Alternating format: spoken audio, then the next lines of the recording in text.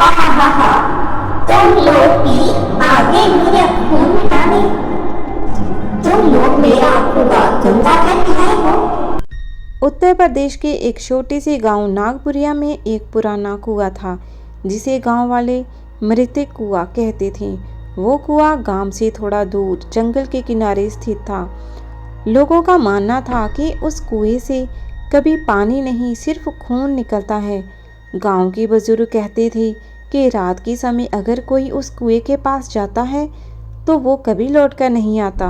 गांव की हर पीढ़ी ने उस कुएं को एक डरावने रहस्य की तरह देखा, लेकिन समय के साथ जैसे जैसे नई पीढ़ी आई, उन्होंने इन बातों को कहानी और डर फैलाने का तरीका समझना शुरू कर दिया।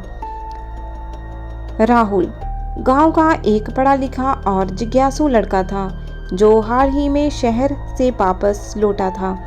वह गांव के अंधविश्वासों पर विश्वास नहीं करता था। उसने जब अपनी दादी से उस कुएं के बारे में सुना तो हंसते हुए कहा, दादी, खून का कुआं होता है तो अब तक विज्ञानी लोग उसे खोजकर टीवी पर दिखा चुके होते। दादी ने डरते हुए कहा, बेटा, तू नई पीढ़ी है, लेकिन हर बात मजाक नहीं होती। इस कुएं की कहानी बहुत पुरानी और सच्ची है। वहाँ एक चुड़ैल रहती है। राहुल ने ठान लिया कि वह उस रहस्य की जड़ तक जाएगा। अगले ही दिन वह अपने दोस्त बिट्टू और सीमा के साथ एक कैमरा, टॉर्च और रस्सी लेकर उस कुएं की तरफ निकल पड़ा। रात करीब 11 बजे का समय था। चारों ओर घना अंधेरा और जिंगरों की आवाज़ थी। राहुल ने कैमरा ऑन किया और रिकॉर्डिंग शुरू कर दी। जैसे ही वे कुएं के पास पहुंचे, एक ठंडी हवा का झोंका आया और सीमा का हाथ कांपने लगा। मुझे ठीक नहीं लग रहा राहुल, वापस चलो, सीमा ने धीमी आवाज़ से कहा। बस कुछ देर और फिर हम चलेंगे, राहुल ने जवाब दिया। जैसे ही उन्होंने कुएं की रस्सी को खींचा, बाल्टी ऊपर आने लगी, लेकिन वह पानी नहीं था। उस बाल्टी में गाढ़ा लाल रंग का खून था। बिट्टू डर के मारे पीछे हट गया और बोला, जे कैसे मुमकिन है। तभी अचानक पीछे से एक अजीब हंसी गूंजी। हा हा हा हा, तुम लोग भी आ गए मेरा खून मिटाने। वे सब मुड़कर देखते हैं, सामने एक भयानक चुड़ैल, हरे रंग की चमड़ी, लाल जलती आंखें और बिखरे बाल। वह सफ़ेद साड़ी में लिपटी थी और उसके पैरों की दिशा उल्टी थी। तुम लोग मेरा कुआं गंदा करने आए हो, चुड़ैल चीखी। वह तीनों डर के मारे भागे, लेकिन सीमा की चूड़ी उस रस्सी में अटक गई और वह गिर पड़ी। राहुल ने पीछे मुड़कर देखा, चुड़ैल उसकी ओर बढ़ रही थी। राहुल ने एक पत्थर उठाकर चुड़ैल की ओर फेंका, लेकिन वह उसमें से आर पार निकल गया जैसे वह भूतनी हो।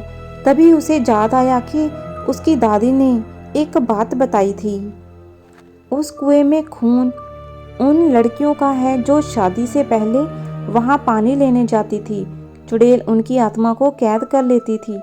उसकी शक्ति रात के तीसरे पहर सबसे ज़्यादा होती है, लेकिन अगर कोई शुद्ध मन से मंत्र बोले तो उसकी शक्ति कम हो सकती है। राहुल ने तुरंत अपने फ़ोन पर शिव मंत्र प्ले किया। जैसे ही मंत्र की ध्वनि हवा में फैली, चुड़ैल की चीख गूंज उठी और वह पीछे हटने लगी। सीमा को चीखकर बाहर निकालते हुए राहुल ने बिट्टू से कहा, जल्दी चलो। वह तीनों गांव की ओर भागे और सुबह तक मंदिर में ही बैठे रहे। अगले दिन राहुल अपनी दादी के पास गया और सारी बात बताई। दादी की आंखें भर आईं। बेटा, उस चुड़ैल का नाम ललिता था। वह इस गांव की थी। गांव वालों ने उसे डायन कहकर जिंदा जला दिया था, जबकि वह निर्दोष थी। तभी से उसकी आत्मा इस कुएं में बसी है। वो मासूम लड़कियों से बदला लेती है।